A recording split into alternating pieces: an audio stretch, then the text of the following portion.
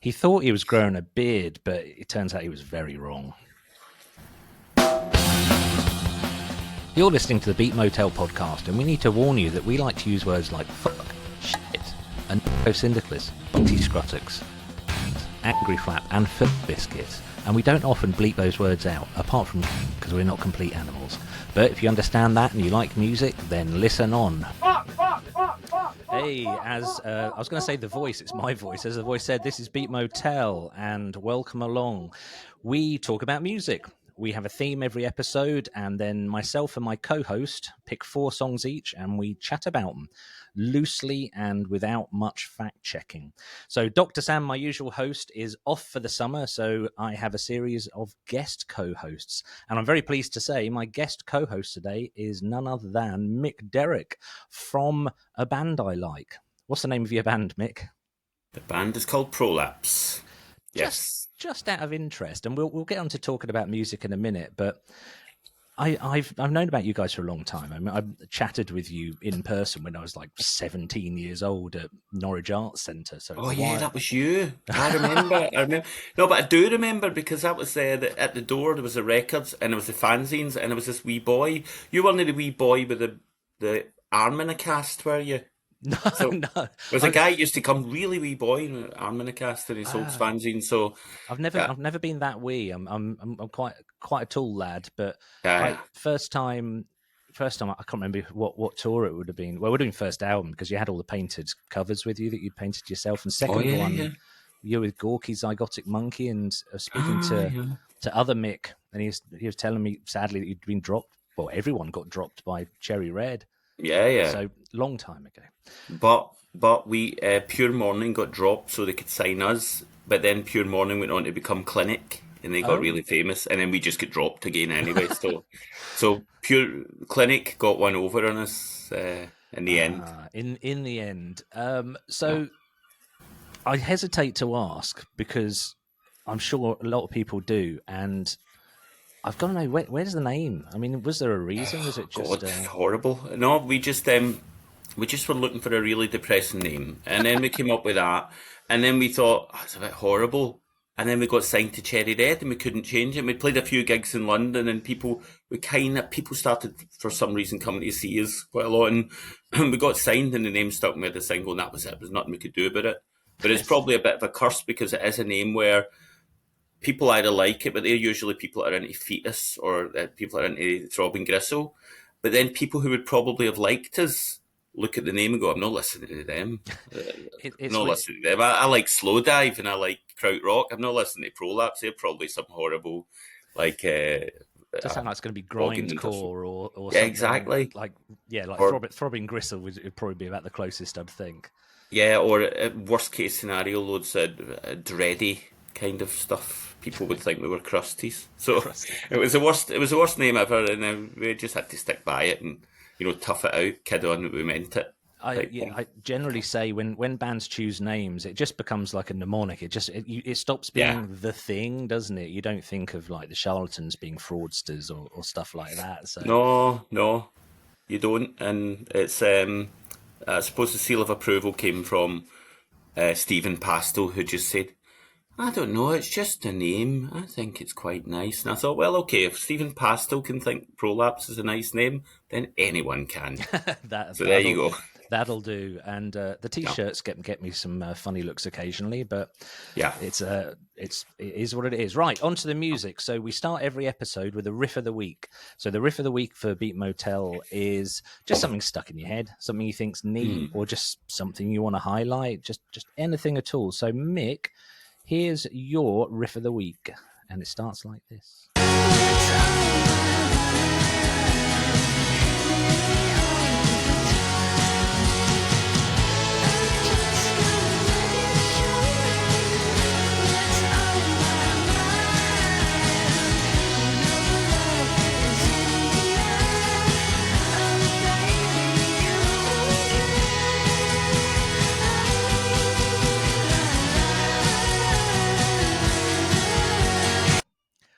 just explain to anyone who's listening for the first time, we can only play 30 seconds. Otherwise, the owners of the music quite want to stamp on our hands with hobnail boots. So just a little bit of flavour there. So tell us about Sharp Pins, because that was... Sharp Pins are a band, I think they're from Boston, and it's a guy who's in his real brilliant, mad person. He's in a band called Lifeguard. And he's just, I just think that album is just so glorious and fantastic and really tuneful, and every song has got something different to it. You could be listening to a song and thinking, this sounds like 60s kind of Birds. Then all of a sudden there's this woman singing about Laura La. It's just great. I love it. And it was something I just discovered by accident. And I thought, and I never really buy much digital music, you know. I bought it in Bandcamp, and then I just thought, I have to watch out in case it comes out on vinyl, and it did. So I bought it on, I can't remember that label at Bikini Kill and that we're on. I can never remember what it's called. Oh, There'll be a lot of that, forgetting what things are, because I can't remember anything. Did you not make it? It's so on brand for the Beat Motel podcast. It's fine. Good, a lot of the we chop episodes up and fling the clips around social media, and at least 2/3 of the 2/3 of the comments we get are people going, "You got no fucking idea what you're talking about." And the argument as always is, "What were you expecting? Exactly. What did you think you were watching? It's not like University Challenge or something." No. It's going to be poor. I would not have placed Sharp Pins as being from Boston. No, I know. They sound dead British or something like that. They sound really British. But the guy, I think there's a lot of those kind of Anglophiles around. You get a lot of the kind of San Francisco slowcore scene and that. And I think a lot of them take a lot of the stuff from the British kind of scene. But it's just that I just think it's fantastic. And I've heard a lot of stuff like that which just goes by me. But I think that whole album is brilliant. It's a great album. It's funny how stuff can just buy it. It's funny how stuff can just catch you unawares. So how did you hear it? Was it probably wasn't on the radio? It was one of those kind of like, someone mentioned somebody. I think it was Lifeguard I heard first because someone mentioned it. It was probably on Twitter when I was on Twitter, and then I listened to that, and then of course from that went down the rabbit hole until I found this Sharp Pins album, and it was great. As I say, I just kept an eye on it, hoping it would come out in vinyl, and luckily it did. I was trying to get, was it Monorail in Glasgow, and I was saying she'd listen to this album, hoping that one of them would bite and maybe put it out, but it was put out by someone anyway, so it's fantastic. I'm going to listen to more because I really like the bouncy kind of, it's a bit Postcard Records. It's even better than that in a way. There's a lot of different, every song is different. The guy, just check out the guy, Kai something his name is, from Lifeguards. He's a bit of a odd one. He's great. Kai Slater, apparently. Kai Slater, that's right. Kai Slater. Well, I got Kai someone. That's about as close as I usually get. It's Kai someone. Partial credit. You got half the name. That was okay, and I'm sure he's not going to see this anyway, so he won't get annoyed. Well, unless he's one of the people who comments on YouTube. You guys got no fucking idea, but thanks for playing my song. Yeah, brilliant. Good. Right, so this is my riff of the week, and it sounds like this.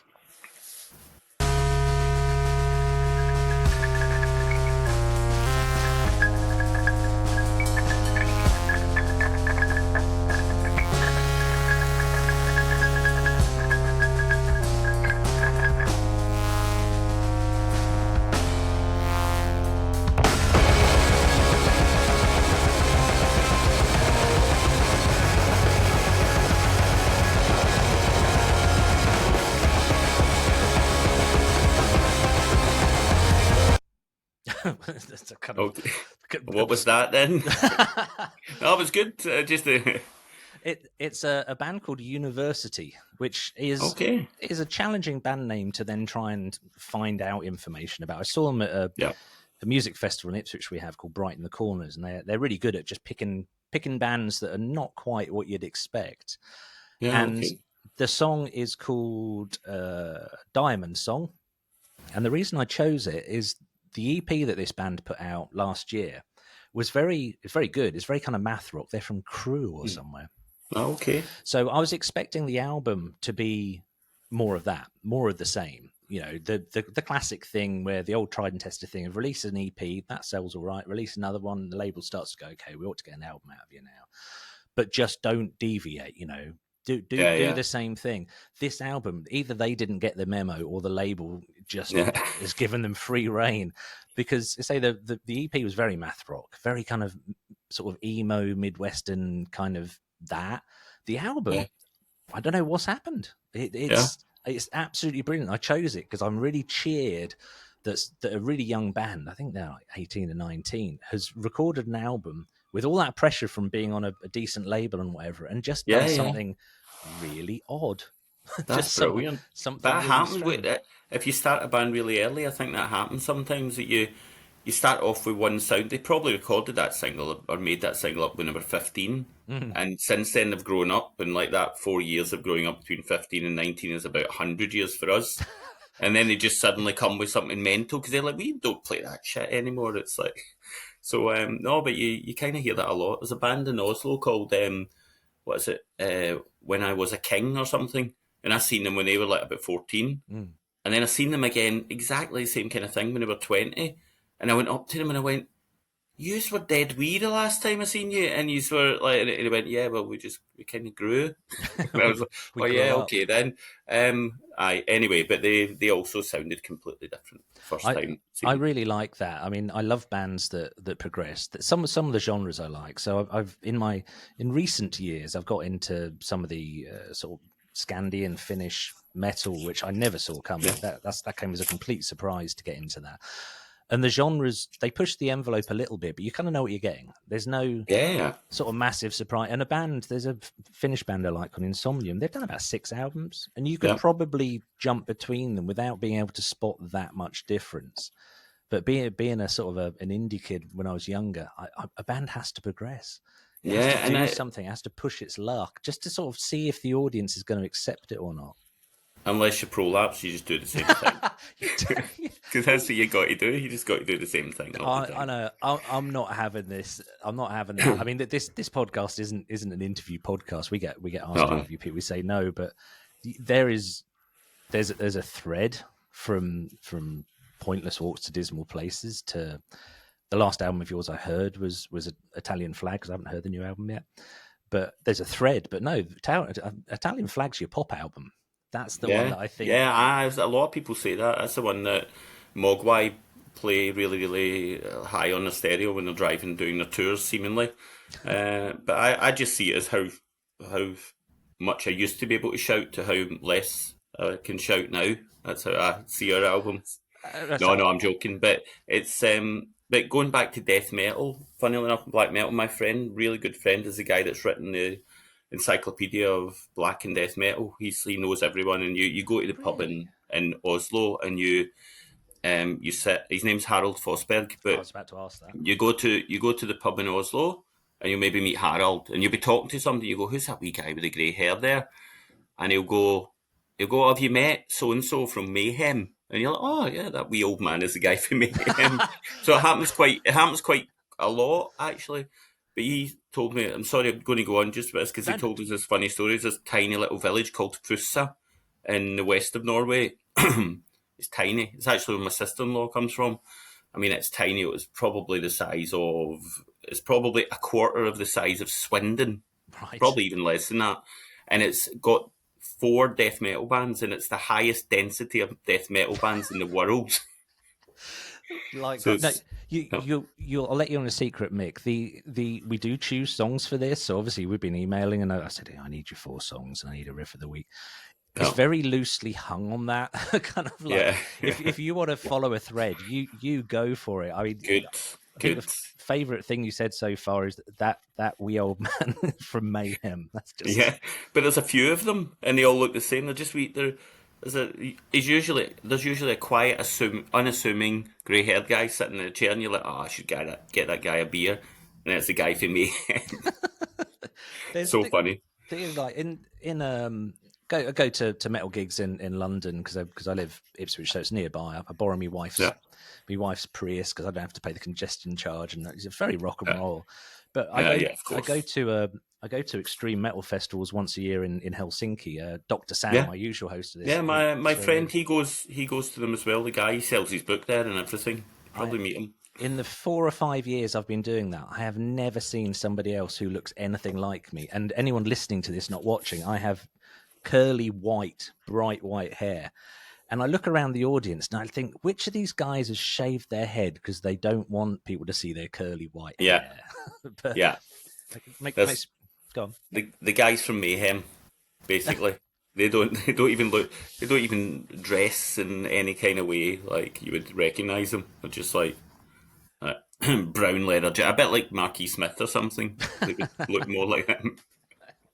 Really funny. Oh god, yeah. Only this podcast because we kind of go from Mayhem to Marquis Smith. I mean, a lot of things do come back round to Marquis Smith eventually. It's like the 7 degrees of Kevin Bacon or whatever. Like Exactly. always comes back to Marquis Smith. You must have. I'm guessing you saw The Fall a bunch of times. I'm hearing a bit of an influence in your music there. Yeah. I mean, it's weird. I've always loved The Fall, and I've never.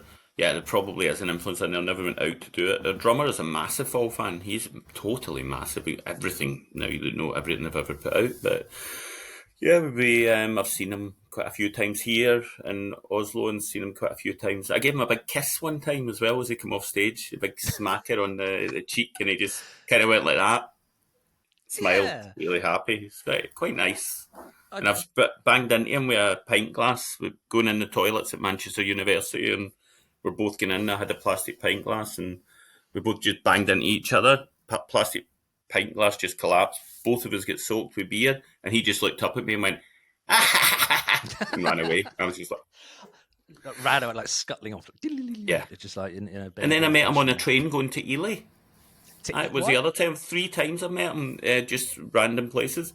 He was going to Ely to his friend's party, and it was only me, my girlfriend of the time, and him in the carriage. And I just went up and went, "Oh, really great to meet you." And it was just normal. And then when we went up and said, "Really pleased to meet you," it was like doing all his stuff. Just went from looking out the window wistfully. Stuff. So yeah, it was cool though.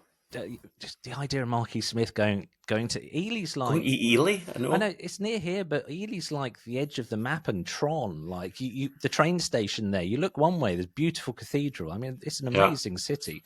Yes. You look the other way, and it's just there's nothing. That's probably where he was probably going to the bit where there was nothing.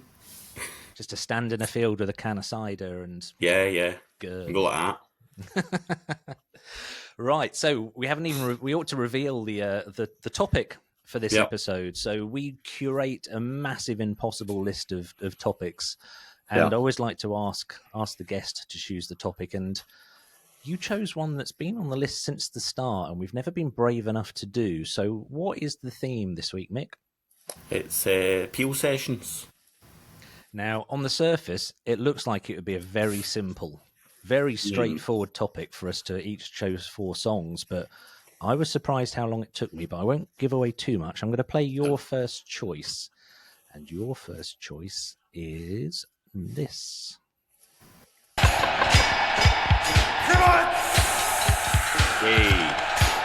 Now you're talking. Babjo o gwmpas Ewrop yn gofyn am trafferth a mynd dros y môr oedd yr hewlydd yn yr un Cris, chwys, chwyslydd, modrwy yn dy glist. Wel, Iesu Grist, mae'r wallt yn fwy hir na gwallt. Iesu Grist, Christian yn y cynbws, Christian yn y cynbws, Christian yn y cynbws, Christian yn y... Took me a little while to realise what the bricks in the wall of that. So, Mick, who was that? Tell us why that was your first choice. That was Datblygu, and that was Christian in a kibbutz. And he's a genius songwriter. David Edwards. He's dead now, sadly. Oh. But I was kind of his pen pal for a while, strangely enough. And I just sent him because I was really into Crass at the time, and Crass used to always put their no, what am I talking about? No, that's another thing altogether. Sorry, he used to always, Datblygu used to always put their Welsh lyrics down with a translation at the bottom. So I used to send him letters with Scott written in Glaswegian, and then write it in English at the bottom and send it to him, and he would send me things back. So I've got a big long letter from him where he eventually sent me the album. I said, I've been looking for your album, can I get it anywhere? And he said, we only made 500 and they only get sold just south of Leeds, he said. That's as far as the distribution went. So he was just an amazing songwriter and everything. He writes songs about Jock Stein and just everything you can imagine. His topics are mad. And my daughter, who's 13, she because I would go around calling her infitrin now, just as a joke. It means idiot. So she calls me infitrin. So from Datblygu, my daughter now calls me an idiot in Welsh because of David Edwards. Any language, it's always the interesting words you learn first. I'm fluent in British Sign Language, and you just learn the swear words first. The same as any language. It's just or if you come to a new country, it's always things like weird ones that stick in your mind. Like in Norway, your gums are called tannskjøtt, and that literally translates to tan, which means teeth, kjøtt, which means meat. So your teeth meat. That's kind of grotesque, beautiful, but brilliant. Yeah, it is. And the placenta, you give birth with, that's called morskake, which means mother's cake. Oh. I'm going to eat some mother's cake with my teeth meat. It's like not good. Germany has a lot of that. They call them compound words, don't they? Why have gaps in a sentence? Just make it more efficient. Just squeeze them all together. Yeah. And then there's Finnish, which is just impenetrable to. Finnish. You just add two I's at the end of everything, and you've got it. Because that's tomato ketchup in Finnish is tomati ketchupi. So it's true. Real, does it? No, it's the best language in the world. Tell me more about. I'm going to say it wrong. Datblygu. Datblygu. So, did you? They were kind of like the Fall in a weird way. They were like a kind of Welsh Fall. But the guy, it was just, you have to kind of look at his lyrics and that, because his lyrics are just incredible. They're all, like the one about Jock Stein, for example, the chorus is something like, I'm 21, I've got no job, I look in a mirror and I look like Jock Stein. So he's kind of like, he's young, feels terrible, and he even looks like Jock Stein. And when you look at him, you think you do actually look a bit like Jock Stein, but he's got a good way of self-deprecation. I can't remember English anymore.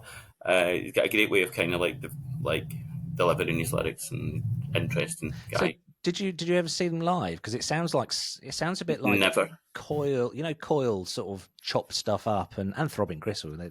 Two mentions in one episode. Yeah. It kind of sounds like some of that to me. Yeah, it's not really. It's more like the Fall. When you hear a whole album, it is more like the Fall. But there's a lot of sampling going on in there as well, which is quite funny. But it's quite dark music, really, really dark music. Which I'm just looking at when this was released. So it was. 86, I couldn't find 85. 88. I couldn't find the Peel session version, unfortunately. No, that's okay. Although it does get a mention if you kind of start researching the band, and I think we ought to explain, just in case anyone is listening to this and they don't know what we're on about with Peel sessions. How do we describe Peel sessions in a way that doesn't sound anything other than mechanical? So no, I know it's hard. They're just a kind of way of a band that you've never really heard of much presenting their music for the first time to a lot of people, I think. And it's usually stuff that's maybe they've got one single out, but the single's only sold two. But then if on John Peel you get to play it in front of loads of nerds like us that appreciate it. But if you want the mechanical version, you go into a studio in Media Vale, and on the wall there's a plaque that says, what do you call it? Bing Crosby played to recorded White Christmassy, and then you're in this place and you think, well, that's not going to make me feel nervous or anything. And, have you guys done? Do you guys do a Peel session? Yeah, we did too. You did. I didn't want to look it up because I didn't want this to be sort of a fanboy episode. But talk about music. So John Peel, I'm in Ipswich. Yeah. John Peel lived like. Yeah, you're not far away. Yeah, that's right. A place called Finborough, 10 miles from where I'm sitting. And obviously we didn't know his address, but the bands I was in as a teenager, we used to just keep putting tapes in the post, and we'd just write John Peel somewhere near Stowmarket, because we didn't know the place he lived, and just hope they got there. And I'll never know whether they did or not. I mean, we never did a Peel session. But did they ever play your tape or mention it, or? Not that I know of, but I I was very young at that time. Oh God, no, you've put this seed of crazy doubt in my mind. You have to now. get through all the Peel shows now and try and find out if he says, I'm gonna have to and listen I've to got this tape here from Jump Culture, we were called. But yeah, I'm gonna have to listen to all like 45 years of John Peel or whatever. Whatever there is, just to sift out, and then I'll be. I don't know how I'll feel actually. I'll leave that reaction. Yeah. I'll leave Good it. idea. So is it? I imagine getting a Peel session. Is it like kind of join MI5, like John Peel tap you on the shoulder at a gig or something? What was it happened? I can't remember. We were on Cherry Red, and I think it's his producer that actually kind of gets him and says to Peel, and then he plays one of our records. Then they just all invite him in for a Peel session later in the year, and then that's the first you hear about it, more or less, when he says it on the show. But it's really exciting. It was a highlight for me of the whole of Prolapse. Basically, was to do that. I could have just left after our first Peel session, but then we got another one. That's so cool. I'm gonna play my first choice now, which is this one. Why is your coat so thick, Joe? Why is your coat so thick? It seems thicker every day. What's it got to do with you? That's the way I like my coat. My coats have always been thick. What's the material called, Joe? You told me yesterday, but I forgot. I've forgotten too. But I'll tell you the colour, it's a dark... Oh, Brilliant. 30 seconds cut off at just the wrong point there. So that was... Who was that, Mick? It sounds Ivor Cutler. The great Ivor Cutler. It is... I wanted to get some, like, pop facts or some facts before I've got a pop fact for it, so you can tell me yours. He's the person who recorded the most Peel sessions. Oh, I didn't know that. So he recorded... Oh, no, second most. So he recorded 22 Peel sessions. Shit. So, and the first was The Fall, I would imagine, or something. The Fall with 219. No, it's with 24. So wow. the Peel, but I chose that just because as I was doing a very minimal amount of research before this episode, that... Obviously, I know who Ivor Cutler is. I think most people do. He's like John Peel. He's just a part of British culture. He's just sort of he's in there. He's one of the foundation kind of blocks. But I had no idea he did Peel sessions. Absolutely no idea. Yeah. Really famous for it. In my head, anyway, really famous for it. It was really infuriating because you had to try and stop the tape. Really, is that finished? Oh no! Before John Peel said something. But I've got one bit of trivia about him, Ivor Cutler. I'll be really quick. No, don't look, Mick. You don't have to be quick. This can be but there's got to be a lot of things story. coming out. I've not been long. I've got so much.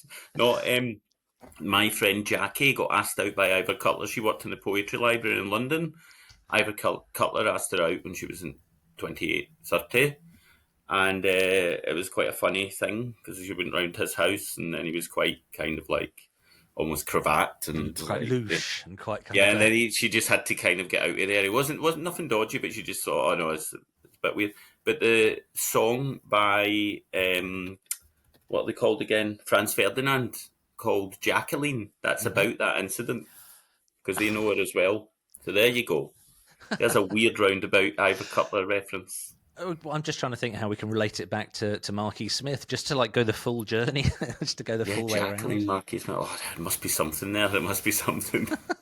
Brilliant. Do you want to have a guess? So number one for most Peel sessions is The Fall, as we say. Number two is Ivor Cutler. Do you want to guess who 3, 4, and 5 are? Wedding Present must be in there. Number 4. 13 Peel sessions. There must be, let me think. Oh God, it's definitely not Bogshed.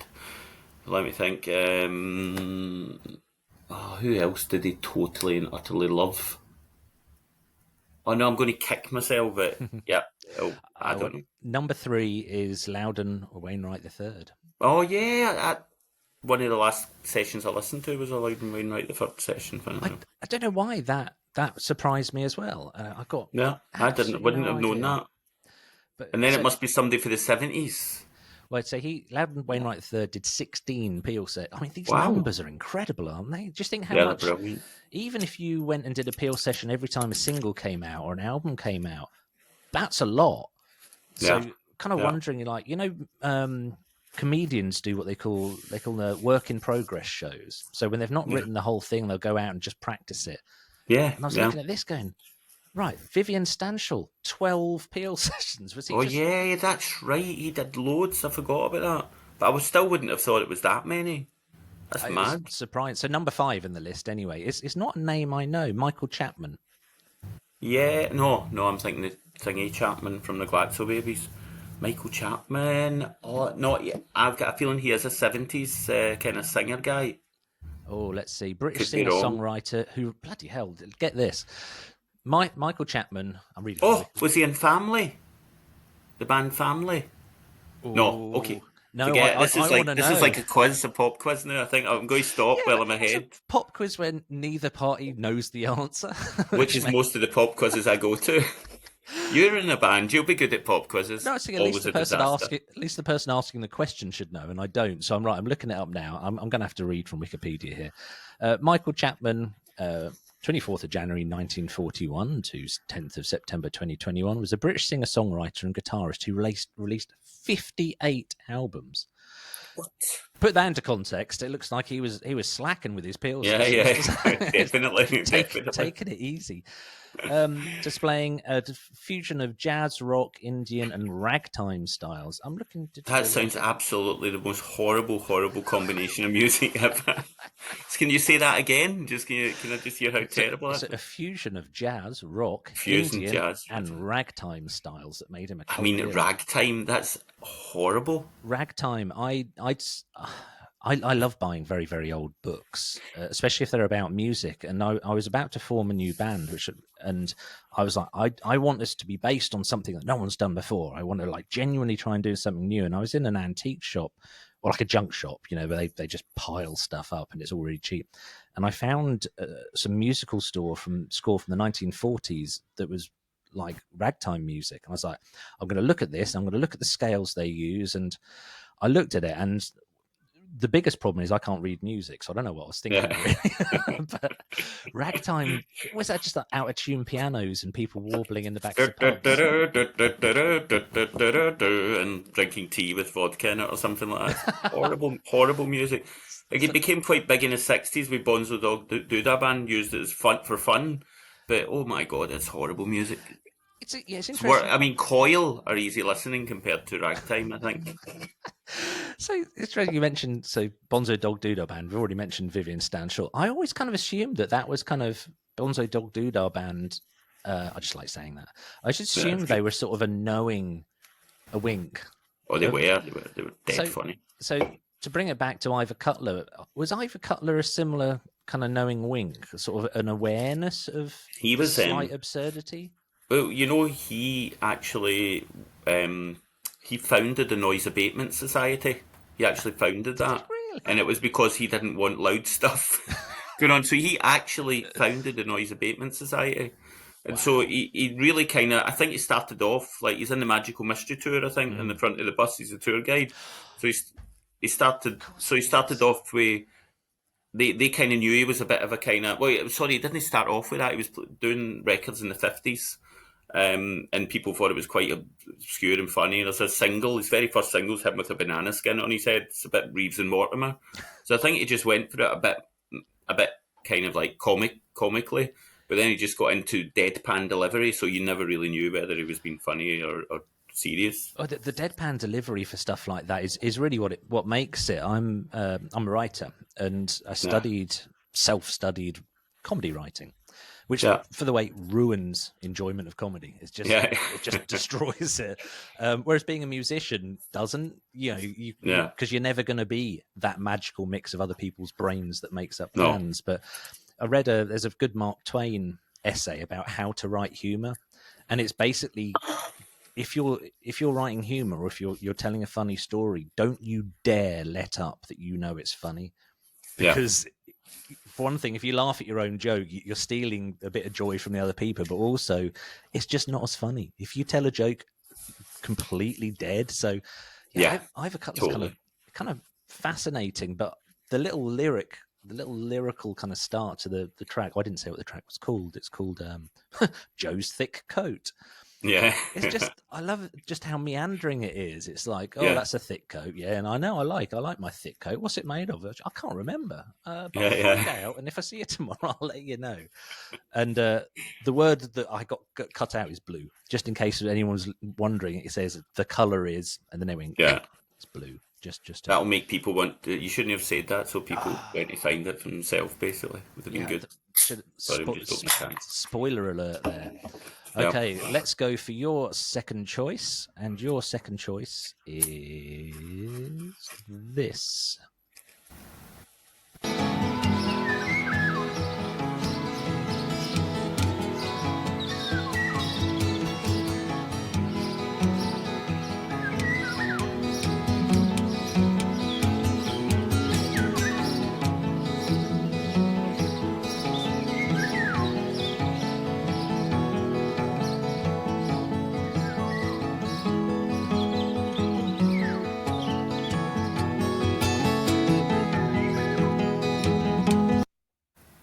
That could have just carried on forever.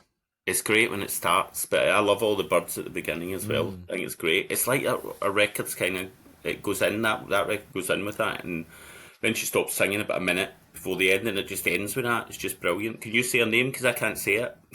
Her name is Bridget St John. St John, you're supposed to say. Oh yeah, Bridget didn't know. St John. I didn't, well, but I don't know, it might be Bridget St John, but I know that a lot of people with that name say St John. Oh, where was she But from? I don't know, I don't have a clue, so I was just kind of... But that's it, that's John, one of John Peel's proteges in a way. She was on, I think she was on Dandelion Records, his record label.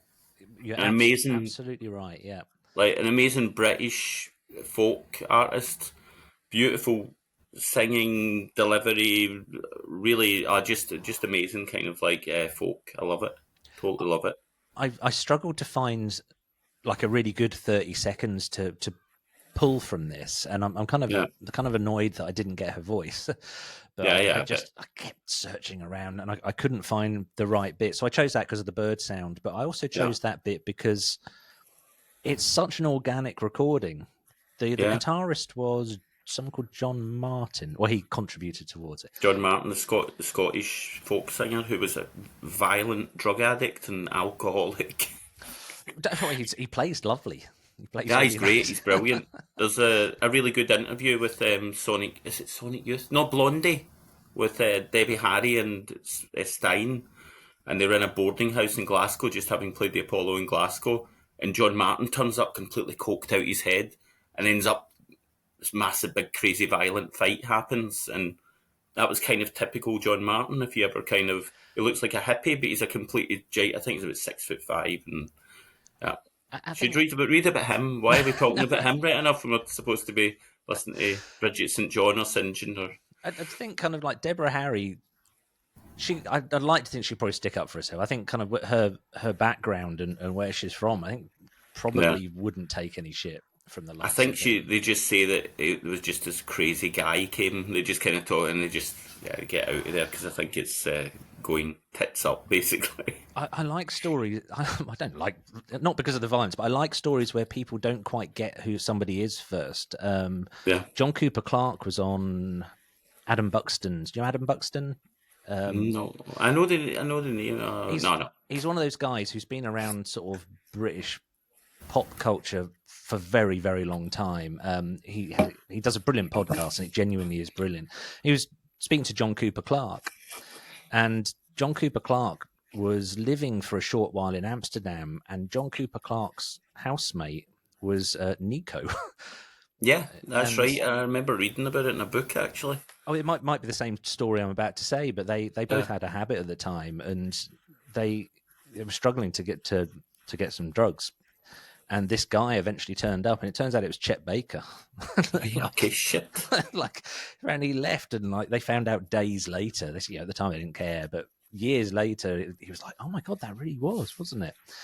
But yeah, so first release actually on John Peel's Dandelion Records, 1969, and just a wonderful organic sound with you can hear the guitar thumping around. It sounds like Yeah. But our voice is beautiful, so definitely should check out more with her voice. It's the bits with her voice in. They go, there's the teaser. Maybe that makes up for me accidentally revealing that Joe's coat was blue. So, if you want to hear what... and me for accidentally saying that John Martin was a violent drug addict thing, it's that you'll definitely get sued for that. I'm sure the state of John Martin's family. My biggest defence against being sued for anything to do with Beat Motel is the fact I've got no money for them to take. I think I've kept myself in poverty just as a safety net. Just to be really sure. Because I love John Martin, and everything I said was a lie. Do you know the Dandelion Records thing? So I came to awareness of Peel sessions from secondhand record shop in Ipswich called Out of Time Records, because all the covers are the same, as far as I'm aware. Their colour might change, but they're all name of the band at the top, usually in the same font. Yeah, and then a bordered. A large square border, because I'm talking about vinyl here, that had a list of all the bands who'd done Peel sessions on it. Yeah. And we used to, friends, because we were crazy fuckers, used to challenge each other to read the entire list out loud. Yeah. You make it about 2 centimeters down, and then by then everyone's lost interest, and it's like an impossible task. But that was on Strange Fruit Records, and I didn't know where that name came from until probably my late teens, and then realized kind of the whole Strange Fruit connection. And it's the magic of John Peel is that because he was so random in some respects with regards to his taste, he'd just send you off in different directions. Yeah, totally. All the time. I mentioned that he lived near here, so he loomed large he loomed large on the local grindcore scene. Yeah, in the late 80s. Brilliant. So bands like Extreme Noise Terror and a bunch of other bands like that, and some of my bandmates, my current band, they were signed at the time, so were sort of part of the whole metal scene. Yeah. And there was gigs at a place called the Caribbean Club in Ipswich, and each of the people I speak to talk about the fact that John Peel used to go to the grindcore gigs as a family outing. That's brilliant. So he'd take his wife Sheila, and he'd take Tom, his son Tom Ravenscroft. Yeah. He's an archaeologist, actually. Is he really? Yep. I did not know that. Another one. There's quite a few of them around. We were talking before recording that one of my bandmates is an archaeologist. There's a bunch of them about, which is good because there's a lot of old stuff about. Yeah, there's a lot of that's true. That's old true. Stuff that needs looking at. But Tom Ravenscroft was like 5, 6, 7, like definitely a wee young lad, like being dragged to all these gigs by his dad, which is just that's mad. Right, we ought to move on to. God, we're knocking through the time here. Going to move on to my next choice, which is this one.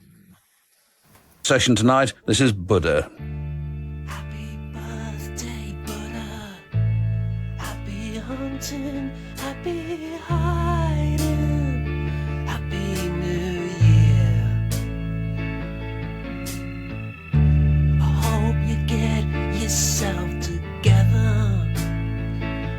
I hope your absence is made clear.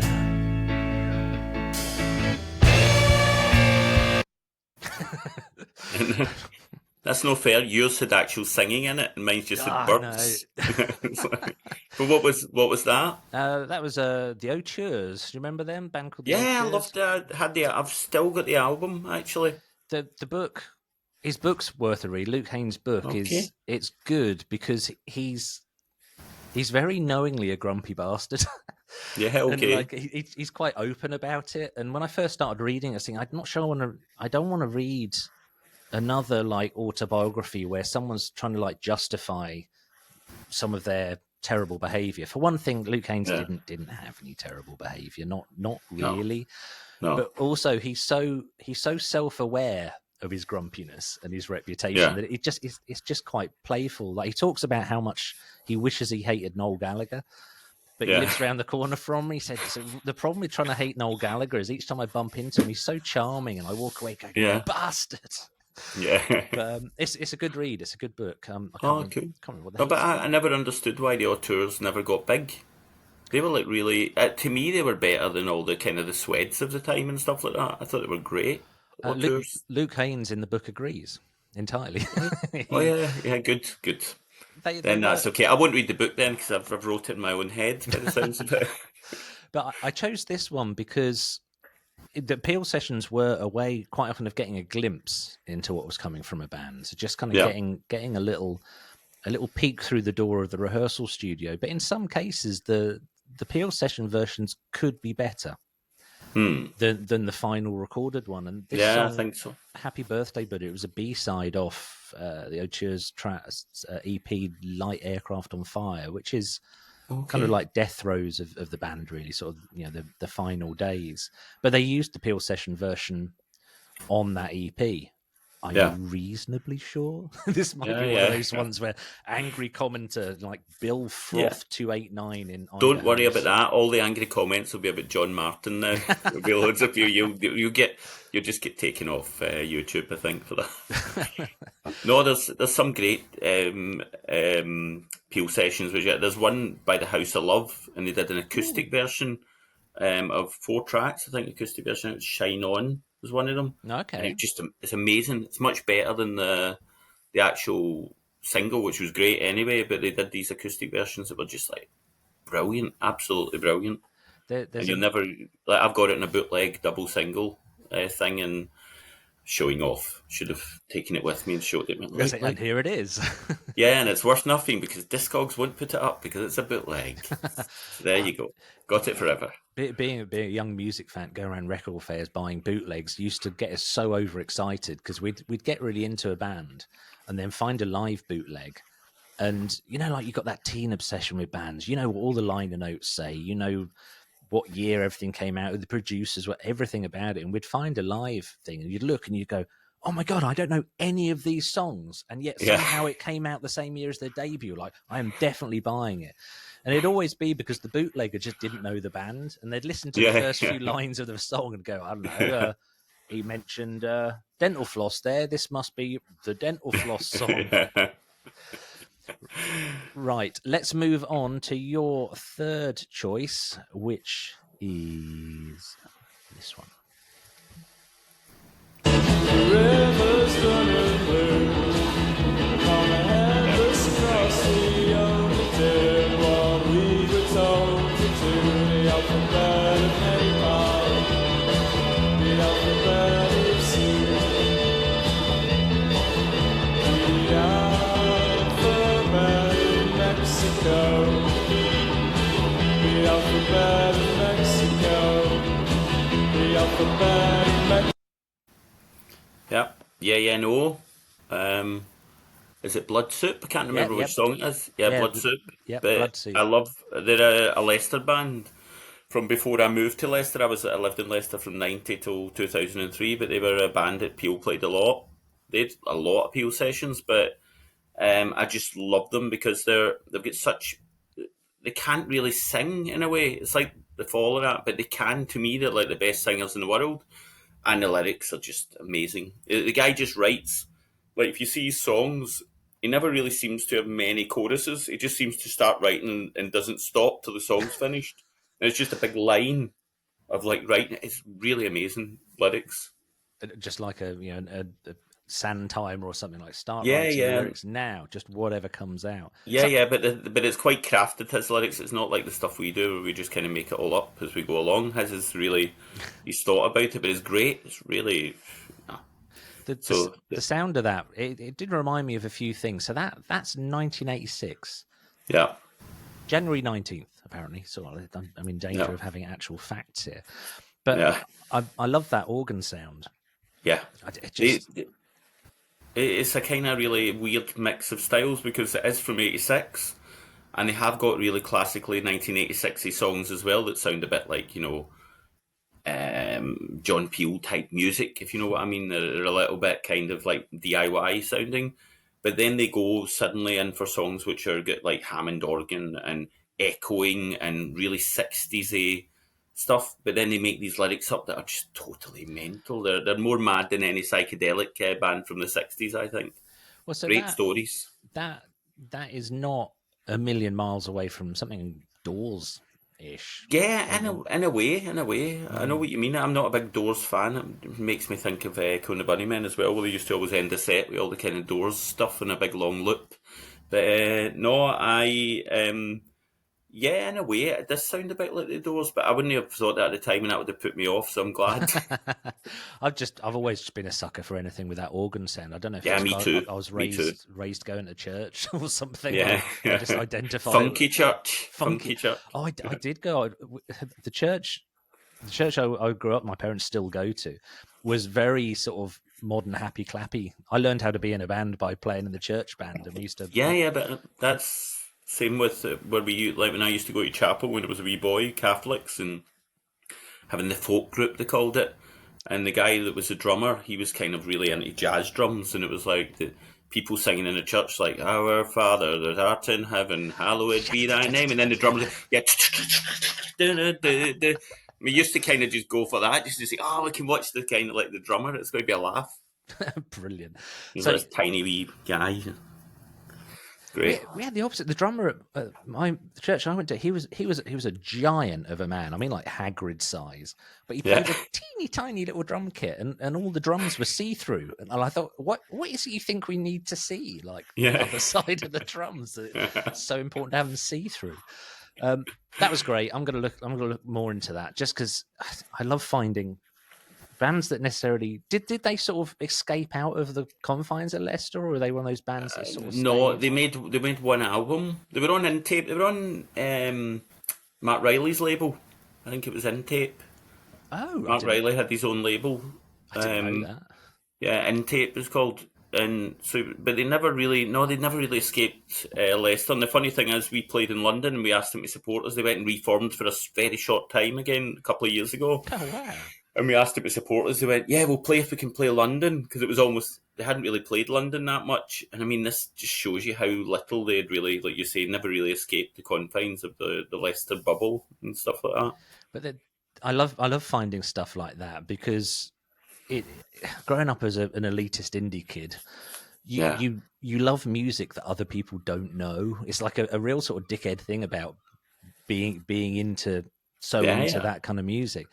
And so finding a band that was, they didn't even have to have been popular in one town, but a band that's just got one release that only sold 20 copies. It's like you found the holy grail or something. Yeah, totally. What were the Ipswich bands, by the way, before we run out of time and you don't get any of the rest of the songs in? Oh man, what were the most famous? Ipswich bands like that. Well, no, I think Ipswich is going nuts tonight because Ed Sheeran, who's he lives here. He's doing 3 nights at Portman Road, the Ipswich Town Football Club. So the town is rammed full of people. It had loads of people. I put out an album a few years ago called "The Ugly Truth About Ipswich," where we documented all the stuff that's come out of Ipswich. And there was some I've forgotten his name. Really famous 80s guy, Howard Russell. No, anyway, Howard Jones. No. It's Nick Kershaw. He's the same guy. Nick Kershaw, Howard Jones are the same kind of guys. Everyone gets them mixed up. But a lot of the bands, we had to sign contracts for dealing with MPRS and whatever. He was the only person who, when we asked him, he went, "Yeah, sure." Just like no argument at all. Some of the other bands were like, "Oh, I don't know, we'll have to check with the label." Or some people, a couple of people said they were too famous, which was brilliant. Yeah. They were the least famous people we asked. But you're right. We need to hammer on. We need to play. Oh my God, my third choice. So it's this. Better hurry up.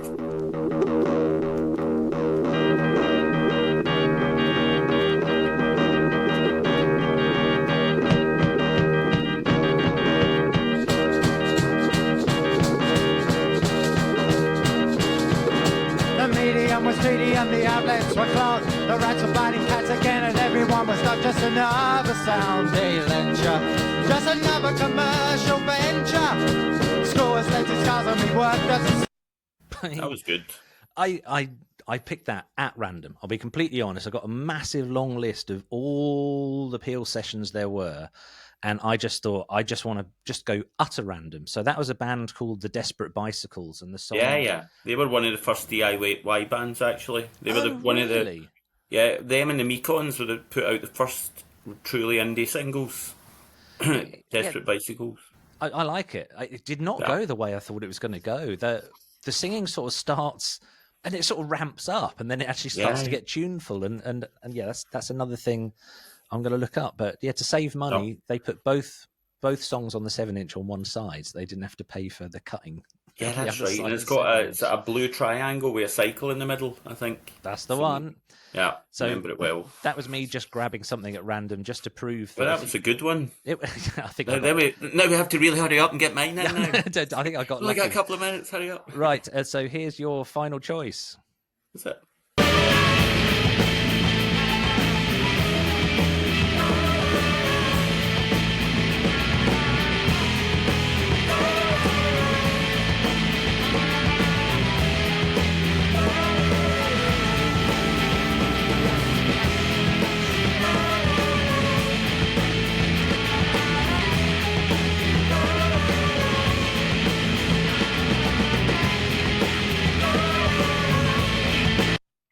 Don't think that's my fourth choice. Oh no! What? Quickspace with Happy Song? Oh shit! I changed it the last minute. That's right. Oh yeah. Oh, sorry, I played the wrong one.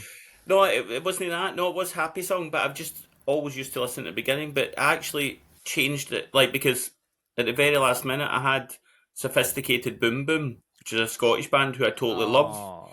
And then at the last minute I changed it out, and I haven't looked at my email since, so I forgot what I sent. So I was waiting for Sophisticated Boom Boom, and I'm like, what? But Quickspace are just amazing. They're one of those indie bands that were so indie that you knew they were never going to make it. Like hand-drawn sleeves, and gave out 7-inch singles or 8 or whatever. Never get anywhere. But it was Sean, a guy. No, is it Sean? Can't remember. One of them was in a band on Creation, one of the first top 10 Creation singles called The X-Men. Oh, right, really? And then they were always, Quickspace were always kind of quite closely connected with Stereolab.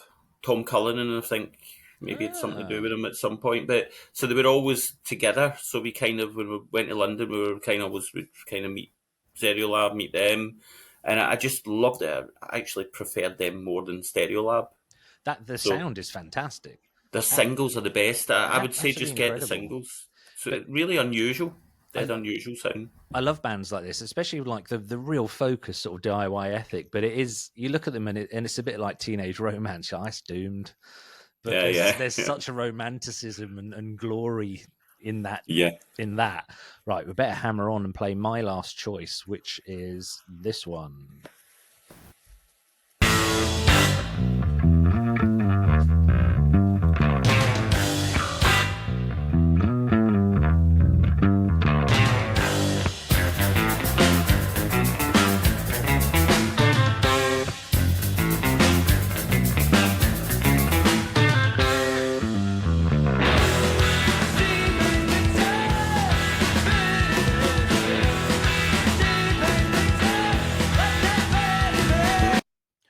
You're looking weird. I can't place it, but it sounds like so many different bands.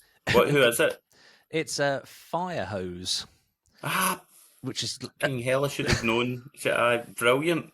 Wow.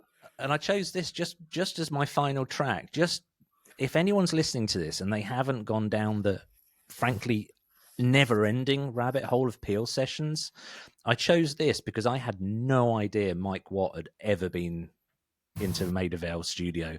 So finding Firehose and just going, there's proof. If your favourite band, and even if they are potentially, say your favourite band's like Fleetwood Mac, there's Fleetwood Mac Peel sessions from 1967. Yeah. Whoever your favourite band is, unless it's like Britney Spears or something, you're probably going to find a Peel session version. But you'd probably be surprised as well. There's other kind of really, really famous people that did Peel sessions that you really wouldn't expect, basically. Oh, and after they were famous as well, not like while they were struggling and living in a transit van or whatever. But no, that's true. It's true. So we go on. Yeah, no, I just I kind of, that's really annoying me. It's like almost like a pub quiz there. I knew it. I was listening to how complicated it all was, and stopping and starting, and I was like, sounds like Ron Johnson records. And then the voice came in, and I was like, somebody I know, but no. The voice is a bit of a wild, not a wild card. It's a bit of a red herring on this because FIREHOSE, they weren't around for long, but when you know that's Mike Watt playing bass, you just gotta go, yeah, that's Mike Watt. Yeah, that's what it is. Yeah, no one plays like that. Did you ever see him with the Stooges? never. No. I've been on his radio show. Oh, have you? He has a radio show. Yeah, but just I did a stupid track with my friend from who used to be in Dandelion Adventure, a band that probably means nothing to you, but he lives in Amsterdam, and I just did the track. And he just went, "Can you just say some lyrics to this?" And I went, "Okay." And then all of a sudden, it was on Watt's show. He sounds like I don't generally sort of spend enough years in the sort of DIY punk scene, slogging it around the country, playing at no one in Wolverhampton on a Tuesday to sort of not really sort of have hero worship really. But there are certain people, if I bumped into in a pub, I would love to have a nice old conversation with Mike Watt. And he seems to be that kind of guy that would sit down and do it. But you just said one thing there that's actually almost like in my brain. We actually played in front of no people in Wolverhampton once. Did you? Yeah, and it was totally funny. And then we found out that the guy had forgot to open the doors, and then the promoter said, "I've never put on a gig before." And we were like, "Oh, have you put posters up?" It was like, "No." Oh, said, man. And he was like, "How did you advertise it?" And he hadn't advertised it. He says he put one poster up in the bar. And then he had his own kind of Britpop band at the time. And he said, "Can they go on fourth in the bill?" We were like, "Yeah." And this is before no people came. And he had made T-shirts. He went, "I've made T-shirts for him." We were like, "How many have you made?" He made 500. 500? And we were just like... So we realised things were going to go bad when that happened. I got into the mindset years ago that if you know the gig's going to be bad, then you'll still find a reason to enjoy it. And we played in a band I was in. We played in Birmingham. I think it was actually on a Tuesday, and no one came. But we'd been living in the van for about 4 or 5 days, and this was a van that I used to drive it, and if you had to brake hard, you had to like stand up in the driver's seat and pull on the steering wheel to get enough kind of grip. It was bad, and there was a wedding reception happening on the floor above the one we were playing on, and the bride and groom invited us to help to polish off the buffet once the guests had gone out. Brilliant. You can always find a plus, but definitely. Right. We played with Arab Strap in Carlisle. No one came, and we got up on stage while Arab Strap were playing, and we all just started playing maracas and stuff. It was great, and it's just like this big kind of ridiculous band that no one saw. Arab Strap was nearly going to be one of my choices, but there's an absurd amount that you could choose from. It got to the stage where I was just like, this could and probably should be a podcast series in its own rights. Peel Sessions. It's just you could do 100 episodes and still not really be scratching the surface of it. All the links, so like Mark Radcliffe who's a well-known name and has been on BBC Radio for a long time. He was one of Peel's producers. There must have been other producers that are just it's mind-blowing, and it's frankly shit that John Peel's dead. Yeah, and I'm going to shut up now so you can end the show. Oh, we don't have any big sort of finale or anything. Oh, yeah, I thought you were going to do something like sing or something like that. No, just sort of peter out until... We assume if anyone's still listening at this point that they've got distracted by something like a squirrel. Yeah, we're on mute. We're on mute now and they're watching TV. Oh, is that still on? Oh, I meant to turn that off. Oh, shit. Right, so I am going to wrap it up there, though. So, Mick, thank you ever so much for being a guest. I thoroughly enjoyed this. I hope you have as cheers, well. Me too. And thanks for introducing some utter wild cards. I don't think I've ever prepped one of these episodes of Beat Motel without and not known any of the artists that have been suggested. So nothing. Good. So thank you for that. And there was one. I'm glad I didn't make it obscure then. It needs to be obscure. That's kind of what it is. But I've just remembered something. So it just popped in my head because I was thinking, what would there have been anything? Because you guys were so chatty when we were little naffler 17-year-olds. We thought you were great because you talked to us. Yeah. And I can remember I had a little digital organized thing, like a little calculator thing that you could store phone numbers in. I don't even know why I had it. Yeah. And I asked you to write something in it. And now, like, I'd be astonished if you can remember what you wrote. So, like, a little thing like a calculator. And I was like, Linda wrote something in it, and I can't remember what she wrote. And I said, Mick, would you mind writing something? And I was going around the band, and you said, yeah, sure. And it took you a while, but you typed in something. Just, can you remember what you typed in? No, give me a clue. Let's see if I can. It was about one of your family members. To be about my dad, or was it my budgie, or was it about my dad? It's probably about my dad, I would imagine. And he likes Buddy Holly. Something about Buddy Holly. That is wild. You wrote. So it was. You wrote, my dad looks like Buddy Holly. Yeah, there you go. I know he's obsessed with Buddy Holly, so I'm not surprised that's the only thing I could think of my dad. That's quite amazing. Okay, Brilliant. cool. Really am going to go now. So thanks Yep. again. Thanks a lot. We ought to do at least try and be kind of like a music podcast. Mick, tell us about the new Prolapse album, when it's coming out, what can we expect, how it happened. The new Prolapse album is called I Wonder When You're Going to Destroy Your Face, and it's named after a Canned Heat song. And we don't tell Canned Heat in case they're going to sue us. And it's out in August sometime, probably the 28th or a number like that.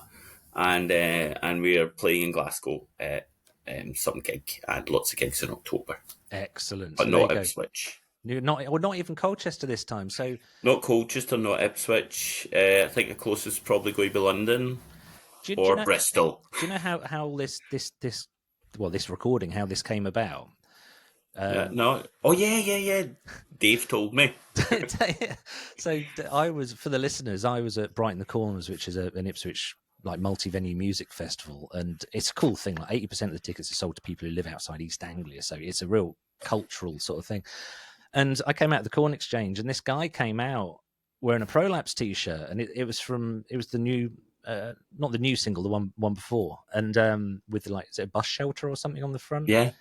And I just literally went. I was in the middle of a conversation with a friend. I literally turned around, "Oh my god, Prolapse! You're wearing a Prolapse t-shirt." And he went, "I'm the guitarist."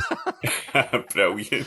So I hadn't spoken to him since like the early '90s. He's got this That's big, so massive funny. beard now, and That's right. You wouldn't know him. No, he looks mental now. Totally mental. poor guy. Because obviously, each time I then bumped into him, I was sort of getting more and more lubricated as the festival went on. I just ended up being that thing. I was just yelling in his ear in the He's used to the rest of it. Remember, there's 7 people in our band who are usually quite lubricated, so he's just used to it.